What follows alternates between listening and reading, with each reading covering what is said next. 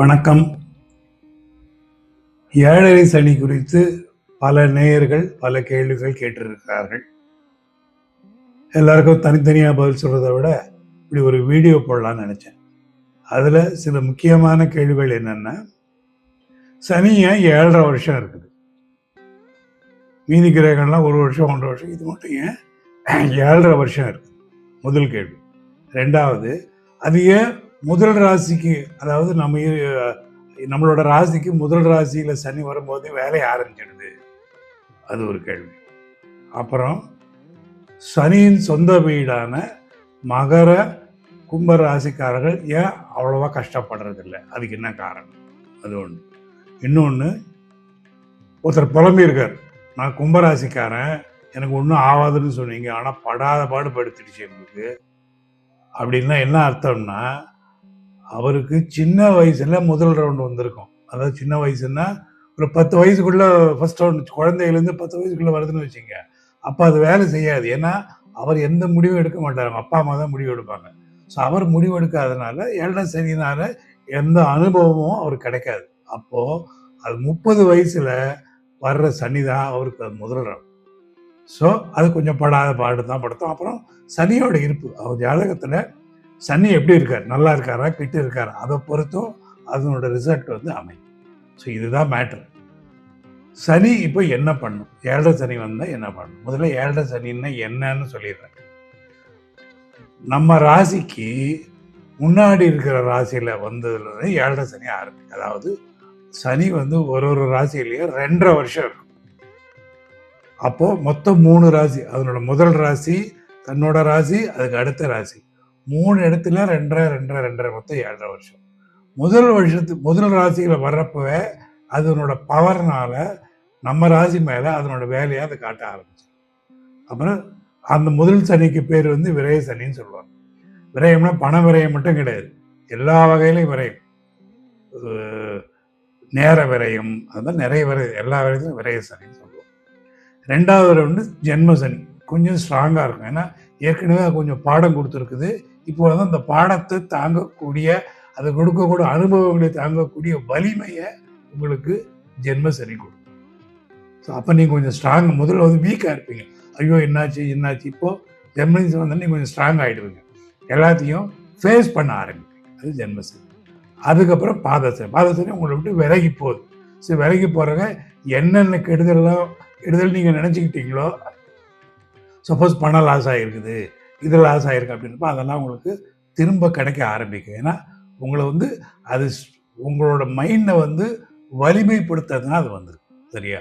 முதல்ல சனி கிரகம் எதை ஆளுதுன்னு பார்த்தோம்னா, நம்மளோட நரம்பு மண்டலத்தை ஆளும். நரம்பு மண்டலத்துக்கு அதிபதி சனி தான். அதாவது நம்ம உடம்புல 3 விஷயம், வாதம், கபம், பித்தம் அப்படின்னு 3 விஷயம். இந்த 3 பேலன்ஸாக இருக்கணும். அப்போ உடம்புல எந்த பிரச்சனையும் இருக்காது. இதில் அந்த வாதம்ன்றது நரம்பு மண்டலம், அந்த வாதத்தை ஆட்சி செய்யறது சனீஸ்வரர். அதனால தான் சனீஸ்வரர் வந்துச்சுன்னா நரம்பு மண்டலம் வீக் ஆகிடும். நரம்பு மண்டலம் வீக் ஆகிடுச்சுன்னா உங்களால் முடிவு எடுக்க முடியாது, தப்பான முடிவு எடுப்பீங்க. இப்போ நிறைய பேர் சொல்லுவாங்க 7.5 சனியில் ஏன் ஆக்சிடென்ட் ஆகுது. ஆக்சிடென்ட்னு நம்மளா சொல்கிறது தான். ஆக்சுவலாக ஆக்சிடென்ட்னு கிடையாது. அந்த சமயத்தில் உங்களால் சரியான முடிவை எடுக்க முடியாது. அதுதான் மேட்ருங்க. இப்போ பார்த்தீங்கன்னு வச்சுங்களேன், காரில் போயிட்டு இருக்கிறீங்க, டக்குன்னு ஒரு பிரேக் போடணும், பிரேக் போடுறதுக்கு பதிலாக ஆக்சிலேட்டர் அனுப்பிச்சிருவீங்க, முடிஞ்சு போய். ஏன்னா மைண்டு சரியாக வேலை செய்யலை, உங்களுக்கு அந்த இடத்துல வேலை செய்யாது. ஏன்னா உங்களோட நரம்பு மண்டலத்தை சனி ரீஜெனரேட் பண்ணுது, சரிப்படுத்திட்டு இருக்குது. சரிப்படுத்துறப்ப கொஞ்சம் மந்தமாக தான் வேலை செய்யும். அதுதான் சனியோட மேட்டர். இப்போ அது 3 ரவுண்டுக்கு வரும். ஃபர்ஸ்ட் ரவுண்ட் விரய சனி. அதில் என்ன நடக்குதுன்னு பார்த்தோம்னா, ஒருத்தர் நல்லா சம்பாதிப்பார், நல்ல காசு சம்பளம், ஆனால் மாத கடைசியில் பார்த்து 10 பைசா கையில் இருக்காது, எல்லாமே செலவாயிடும். ஸோ வரவுக்கும் செலவுக்கும் சரியாக போயிடும். அதுக்கு என்ன காரணம்னா அவரோட முடிவு தான், டிசிஷன் மேக்கிங் தப்பாக எடுத்திருக்காரு. அது எப்படி எடுக்கிறதுன்னு தெரியாமல் எல்லாமே செலவு பண்ணிடுறாரு. அப்போது சனி என்ன சொல்லுதுன்னா, பட்ஜெட்டை மெயின்டைன் பண்ணு, தேவையில்லாத செலவை நிறுத்து, அடுத்த மாதத்துலேருந்து கொஞ்சம் கண்ட்ரோல் பண்ண ஆரம்பிப்பார். இப்போ ஃபார் எக்ஸாம்பிள், இப்போ 10,000 ரூபாய் இருக்குன்னு வச்சுங்களேன், 10,000 ரூபாய் அன்றைக்கி அந்த மாதம் செலவு பண்ணிடுவார். அடுத்த மாதம் என்னடா பொண்ணு எல்லாம் செலவாயிடுச்சு, கொஞ்சம் கம்மி பண்ணலாம், அப்படி கொஞ்சம் கம்மி பண்ணி கொஞ்சம் எடுத்து ஒழிச்சு வச்சுருவார், செலவாயிட போதும். ஸோ இந்த ஒரு மைண்டை சனி முதல் ரவுண்டு கொடுக்கும். ஒரு எக்ஸாம்பிள் வச்சுங்களேன், ஒரு பிஸ்னஸ் ஆஃபர் வரும், நல்ல பிஸ்னஸ் ஆஃபர். இதில் நம்ம போய் இன்வெஸ்ட் பண்ணால் வச்சுங்களேன், சூப்பர் பண்ணிடலாம். ஆனால் அதில் வந்து கொஞ்சம் பிரச்சனை, அந்த பிரச்சனை வந்து உங்கள் மைண்டுக்கு எட்டவே எட்டாது. அப்போ சனி என்ன பண்ணுவார், அந்த பிஸ்னஸை உங்களை ஆரம்பிக்க விடாமல் டிலே பண்ண ஏதோ ஒரு பிரச்சனை கொடுப்பார். வீட்டில் ஏதாவது பிரச்சனை, குடும்ப பிரச்சனை, அது எதுவும் கொடுத்து அதை டிலே பண்ணிக்கிட்டே போவார். டிலே பண்ணப்போ நீங்கள் போய் அதை செக் பண்ணிங்க வச்சுங்க, அந்த டாக்குமெண்ட்டை செக் பண்ணிங்கன்னா அதில் ஏதாச்சும் பிரச்சனை இருக்கும். ஸோ அந்த பிரச்சனையினால நீங்கள் அதில் இன்வெஸ்ட் பண்ணியிருந்தீங்கன்னா மொத்த பணமும் லாஸ் ஆகிருக்கிறதுக்கான வாய்ப்பு இருக்குது. புரியுதுங்களா? ஸோ அதுதான் வந்து ரவுண்ட் 1. அப்புறம் ரவுண்டு 2.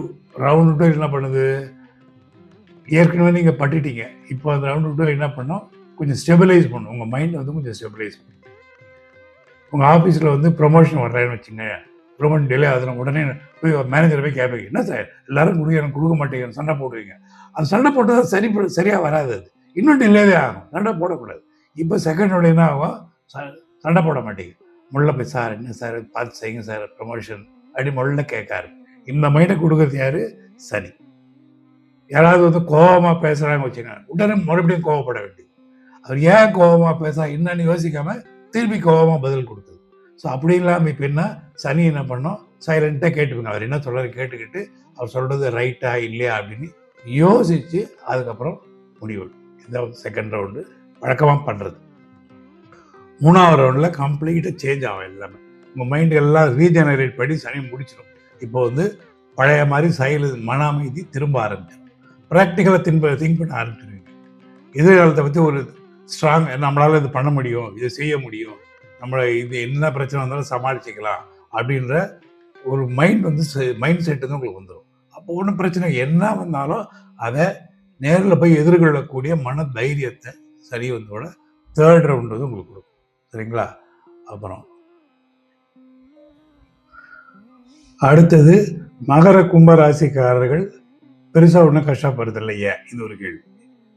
ரொம்ப சிம்பிள். மகர கும்ப ராசிக்கு அதிபதி வந்து சனி.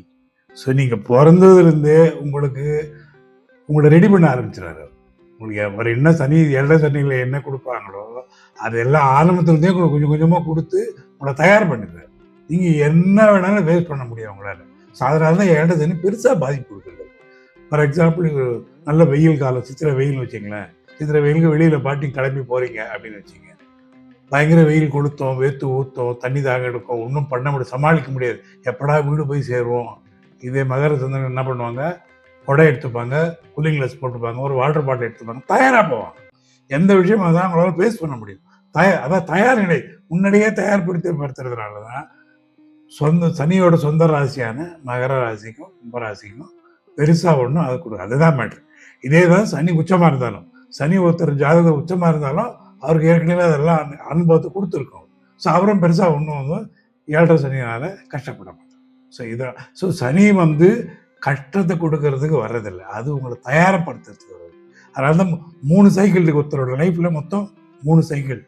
முதல் ரவுண்டு, 2வது ரவுண்டு, 3வது ரவுண்டு. முதல் ரவுண்ட் ஃபஸ்ட்டு ஏழரை சனி வந்து சில பேருக்கு சின்ன வயசில் வரலாம், இல்லைன்னா 30 வயசில் வரும். எவ்ரி 30 இயர்ஸ் வரும். Every 30 years. செகண்ட் ரவுண்டு நீங்கள் ஆல்ரெடி ப்ரிப்பேர்டாக இருக்கிறீங்க, என்ன வந்தாலும் பார்த்துக்கலான்னு தைரியமாக ஃபேஸ் பண்ணி போவீங்க. அதனால தான் செகண்ட் ரவுண்டு வந்து பொங்கு சரின்னு சொல்லுவாங்க. ஸோ 3 ரவுண்டு, ஒரு 30 இயர்ஸுக்கு அது 3 ரவுண்டாக வந்து கொடுக்குது. பட் டெஃபினட்டாக வந்து உங்களை கெடுதல் பண்ணுவாங்கலாம் வரதில்லை. உங்களை தயார் பண்ணு, என்ன லைஃப்பில் என்ன பிரச்சனை வந்தாலும் அதை ஃபேஸ் பண்ணுறதுக்கான தைரியத்தை உங்களுக்கு கொடுக்கறது சனி பகவான் மட்டும்தான். சரியா? இப்போது சனி வந்துச்சுன்னா என்ன ரெமெடி, அதுக்கு என்ன பரிகாரம் பண்ணலாம்? ஒரு விஷயத்தை நான் கிளியராக சொல்லிடுறேன். பரிகாரம் என்பது தீர்வு கிடையாது. எந்த ஒரு விஷயத்துக்கும் பரிகாரம் பண்ணிட்டோம்னா தீர்ந்துரும்னு நினைக்காதீங்க. அது வந்து உங்களுக்கு வரக்கூடிய சவால்களை எதிர்கொள்வதற்கான மன வலிமையை கொடுக்கும். அதுதான் வந்து பரிகாரம். பரிகாரம் பண்ணோடனே தீர்ந்துச்சு எல்லாம் முடிஞ்சு சொல்லவே சொல்லாதீங்க. அது அப்படி ஆகவே ஆகாது. அப்புறம் பொதுவாக ஏழரை நிற்கிறவங்க என்ன பண்ணுவாங்க, திருநள்ளாறு போவாங்க, இல்லை சனீஸ்வரனுக்கான ஸ்பெஷல் கோயிலுக்கு அங்கே போவாங்க. என்னோட அனுமானம் என்னென்னா, ஆல்ரெடி நீங்கள் சனியோட பார்வையில் இருக்கிறீங்க. அங்கே திருநள்ளாறில் சனியோட வைப்ரேஷன் ஜாஸ்தி இருக்குது. மறுபடியும் போய் சனியோட பார்வையிலேயே நீங்கள் மாட்டணும். அதனால் நான் ரெக்கமெண்ட் பண்ணுறது, ஏழரை சனி நடக்கிறப்போ, அஷ்டம சனி நடக்கிறப்போ திருநள்ளாறு போகக்கூடாது. எப்போ போகணும்? ஏழரை சனி ஆரம்பிக்கு முன்னாடி போங்க. ஐயா எனக்கு ஏழரை சனி வருது, கொஞ்சம் பார்த்து செய்யுங்கன்னு கேட்டு வரலாம். இல்லை ஏழரை சனி முடிஞ்சிட்டு போயிட்டு பெருசாக ஒன்றும் தொந்தரவு ரொம்ப தேங்க்ஸ் சொல்லி நன்றி சொல்றதுக்கு போகணும். அதுதான். மற்றபடி ஏழரை சனியை சரியான முறையில் எதிர்கொள்றதுக்கு நல்ல பரிகாரம் சொன்னீங்கன்னா பெருமாள் கோயில். பெருமாள் கோயில் விஷ்ணு எந்த ஒரு பெருமாள் கோயில்களோ அது சனிக்கிழமைகளில் போனீங்கன்னாக்கா டெஃபினட்டாக பெருமாள் உங்களுக்கு வந்து அருள் கொடுப்பார். ஏன்னா சனி பகவான் பயப்படக்கூடிய ஒரே கடவுள் பெருமாள். ஸோ சனியினால் நீங்கள் என்ன கஷ்டப்பட்டிருந்தாலும் பெருமாள்கிட்ட போய் கேட்டிங்கன்னா அவர் அழகாக அதுக்கான என்ன செய்யணுமோ அதை சரி பண்ணி கொடுத்துருவார். ஸோ அதுதான் பெஸ்ட்டு. பாருங்க, சனிக்கிழமைகளில் பெருமாள் கோயிலுக்கு போயிட்டு வாங்க. அதே மாதிரி சனிக்கிழமையில் அசைவ உணவு சாப்பிட்றத அவாய்ட் பண்ணுங்க. இது ரொம்ப முக்கியம். அது தேவை. சனிக்கிழமைகளில் இந்த நரம்பு சொன்ன இல்லையா, நரம்பு மண்டலத்தை பாதிக்குதுன்னு. சனிக்கிழமை சனியோட ஆதிக்கத்தில் இருக்கிறதுனால நரம்பு மண்டலத்தை அது பாதிக்கும். அதனால் ஜீரணம் எல்லாம் சரியாக ஆகாது. அதனால தான் சொல்கிறேன், சனிக்கிழமைகளில் அசைவ உணவை அவாய்ட் பண்ணுங்க. அதனால் சனின்றது ஏழரை சனியும் அஷ்டம சனியும் அதை பார்த்து பயப்பட வேண்டிய அவசியம் இல்லை. அது உங்களை தயார்படுத்துறதுக்கு தான் வருது, உங்களை சரிப்படுத்துறதுக்கு தான் வருது ஒழிய உங்களுக்கு கஷ்டத்தை கொடுக்கறதுக்கு வர்றதில்லை. சரியை பற்றி இன்னும் விரிவாக இன்னொரு வீடியோவில் பார்க்கலாம். நன்றி, வணக்கம்.